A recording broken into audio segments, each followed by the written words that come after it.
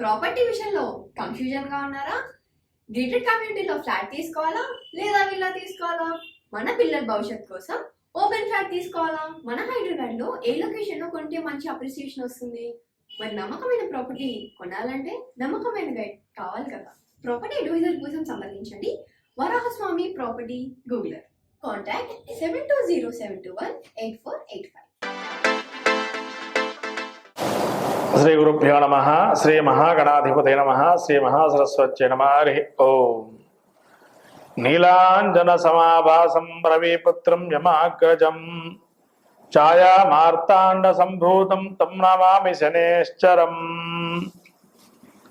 భక్తులందరికీ నమస్కారాలు. శనైశ్చరుడు మనము శనైశ్చరుడు అంటే నిదానంగా నడుచువాడు. గ్రహాల్లో నిదానంగా నడిచేటువంటి ఏకైక గ్రహము శనేశ్వరుడు. మంత్రశాస్త్రంలో కూడా శనీశ్వరుడు అని పిలుస్తారు, కొంతమంది ఏమో అలా పిలవకూడదు. శనైశ్వరుడు. ఈయన పలకకపోతే గనక శనేశ్వరుడు అనేటువంటి నామంతో నిదానంగా 2.5 సంవత్సరాల పాటు ఈ యొక్క శనేశ్వరుడు అనేటువంటి ఈయన సంచారం చేస్తుండే రాశి ఫలితాలు. ప్రతి రాశి యందు కూడా 2.5 సంవత్సరాలు కాలగమనం ఉంటుంది. కాబట్టి ఈ శనేశ్వరుడు కర్మకారకుడు. అంటే మనం చేసేటువంటి కర్మలను ఉద్దేశించి జరుగుతుండేటువంటిది. కాబట్టి కర్మకారకుడు శనేశ్వరుడు కాబట్టి ప్రతి కర్మకి కూడా, ప్రతి కర్మ అంటే కర్త కర్మ క్రియ అంటూ ఉంటాం. కర్మ అంటే మనం చేసేటువంటి ఏదైతే ఉంటుందో దాన్ని ప్రక్రియ భాగంలో వెళ్ళినట్టయితే ప్రతిదీ కూడా మనం ఒక కర్మగా చేసుకుంటూ వెళ్తాం. అంటే మనం చేసే పన్నే కర్మ అంటాం. దాన్ని క్రియ అంటే పూర్వజన్మ సుకృతం కావచ్చు, ఏదైనా కానీ పూర్వజన్మ సుకృతం పాపం వ్యాధి రూపేణ పీడ్యతి. కాబట్టి ఈ శనేశ్వరుడు యొక్క స్వరూపాన్ని మనం చూసినట్లయితే సాక్షాత్తు ఆ యొక్క సూర్యుడి యొక్క కుమారుడు, యమధర్మరాజు అగ్రజుడు. ఈ స్వామివారు మేఘవర్ణంలో ఉంటారు అని చెప్పి శాస్త్రం చెబుతుంది. అతి నీలం కూడా కాదు, అంటే అది నలుపు కాదు, ఇటు నీలంలో కాదు, మధ్య రకమైనటువంటి స్వరూపంలో ఉంటాడు అని చెప్పి. ఆయుర్ధాయ కారకుడు కూడా. అట్లనే అపమృత్యు దోషాలు ఏవైతే ఉంటాయో ఆ యొక్క ఆయుర్ధాయ ఆయుష్ కారకుడు కూడా ఈ యొక్క శనేశ్వరుడే. కాబట్టి శని యొక్క అనుగ్రహం ఉంటే ఏం కలుగుతుందయ్యా అంటే ఐశ్వర్యము. గ్రహాల్లో ఎన్ని గ్రహాలు ఎన్ని ఫలితాలు ఇచ్చినా కూడా ఈ శనేశ్వరుడు ఇచ్చేటువంటి ఫలితాలు అపూర్వమైనవి. మనం అవి వెలగట్టలేనటువంటి ఫలితాలు. ఎందుకంటే శని యొక్క అనుగ్రహం ఉంటే రాజ్య సంపదలు కూడా ఇస్తాడు. అట్లే శని యొక్క అనుగ్రహం ఉంటే మనకు రావాల్సిన బకాయిలు కూడా తిరిగి రావటము. అట్లే శనేశ్వరుడు అనుగ్రహం ఉంటే మంచి రాజకీయ హోదాల్లో ఉండటము. శనేశ్వరుడు అనుగ్రహం ఉంటే ఉన్నత ఉద్యోగము, అంటే మనకు సెంట్రల్ గవర్నమెంట్ లాంటి ఉద్యోగాలు రావాలంటే శని యొక్క బలం అనుగ్రహం బాగా ఉండాలి. అప్పుడే సెంట్రల్ గవర్నమెంట్ ఉద్యోగాలు వస్తాయి. అంటే శనేశ్వరుడు. ఇంకోటి కర్మ అనేది ఇందాక చెప్పుకున్నాం కదా. ఆ కర్మ ఏంటంటే మనిషిని ఎలా అంటే చేసేస్తాడంటే క్లీన్ చేస్తాడు, మళ్ళీ కూడా అంటే శుభ్రం పరుస్తాడు. శనేశ్వరుడికి నిత్యము కూడా ఎంత మనం నూనె పోసినా, కొబ్బరికాయలు కొట్టి, టెంకాయలు కొట్టి, బెల్లం నైవేద్యం పెట్టినా అక్కడ మళ్ళీ శుభ్రపరిచేవాడు ఎవరైతే ఉంటారో వాళ్ళకి అనుగ్రహం పరిపూర్ణంగా ఉంటుంది. అంటే సేవకా వృత్తి ఉన్నవాళ్ళు సర్వీస్ సెక్టార్ అంటారు. సర్వీస్ సెక్టార్ అంతా కూడా శనేశ్వరుడు యొక్క అనుగ్రహమే. అందుకని ప్రతి ఒక్కరు సర్వీసులు అని లేనిది ఏ పని చేయలేవు. కాబట్టి శని యొక్క అనుగ్రహం ఉంటే ప్రతి రంగంలో కూడా, సర్వీసు రంగాల్లో కూడా మంచి అనుభవజ్ఞమై ధన సంపత్తులు కలుగుతాయి. కాబట్టి ఈ కర్మకారకుడు శనేశ్వరుడు యొక్క అనుగ్రహం అందరికీ కూడా ఏ విధంగా పొందాలి? మరి ఇప్పటి వర్తమాన కాలంలో శని వక్రగమనము అంటే ప్రతి గ్రహాలకు కొన్ని గ్రహాలకు వక్రగమనాలు ఉన్నాయి. సూర్య చంద్రులకు తప్ప మిగతా అన్ని గ్రహాలకి వక్రగమనాలు అనేవి ఉన్నాయి. మరి వక్రగమనం అంటే ఏంటండి?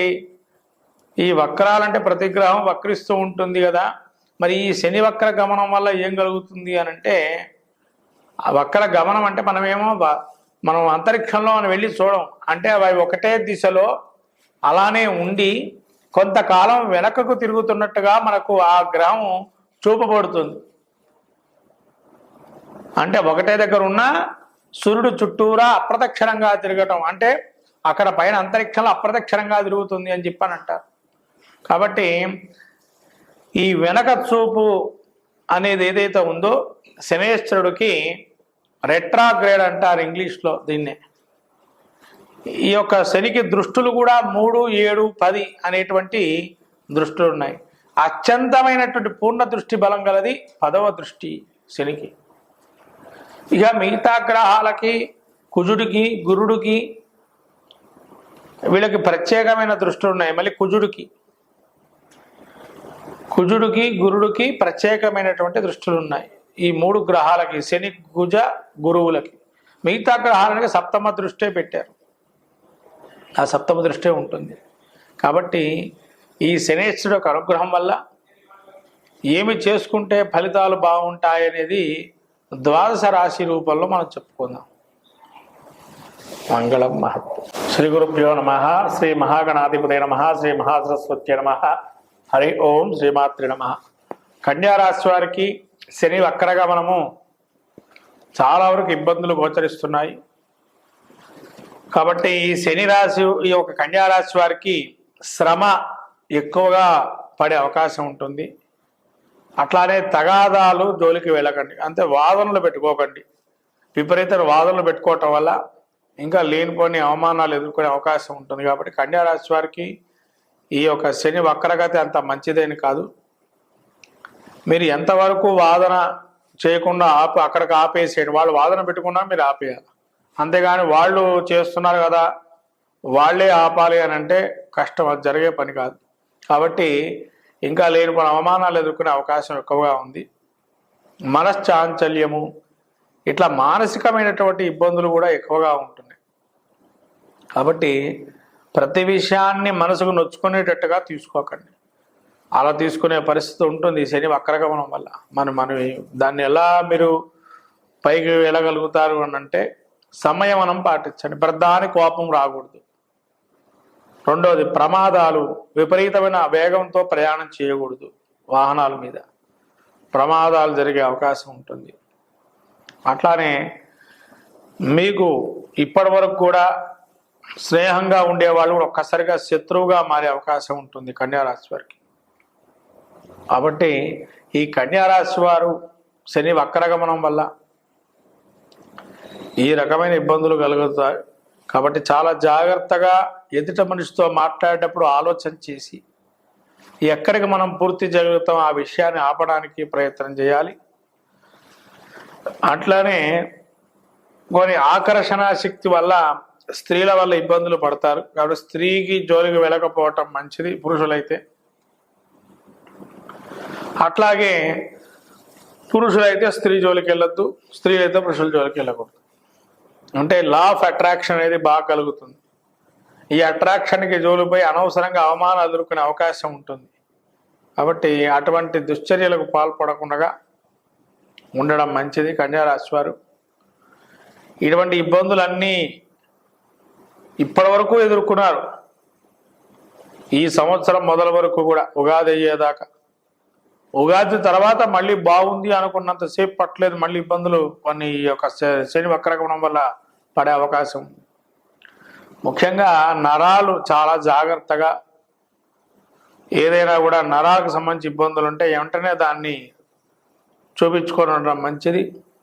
ఆరోగ్యపరమైన ముఖ్యంగా తగాదాల జోలికి, వాహన ప్రమాదాలు జరిగే అవకాశం, వాటి జోలికి వెళ్లకుండా సంయమనం పాటిస్తూ మనస్సు ఒకటేగా స్థిరీకరించి ఉండడం మంచిది. కాబట్టి వీటికి ప్రయత్నం చేయండి. శనికి తైలాభిషేకం చేయండి. శని త్రయోదశి రోజులు కానీ మిగతా రోజులు కానీ ఇటువంటి చేయటం వల్ల మంచి గోచరిస్తుంది కన్యా రాశి వారికి.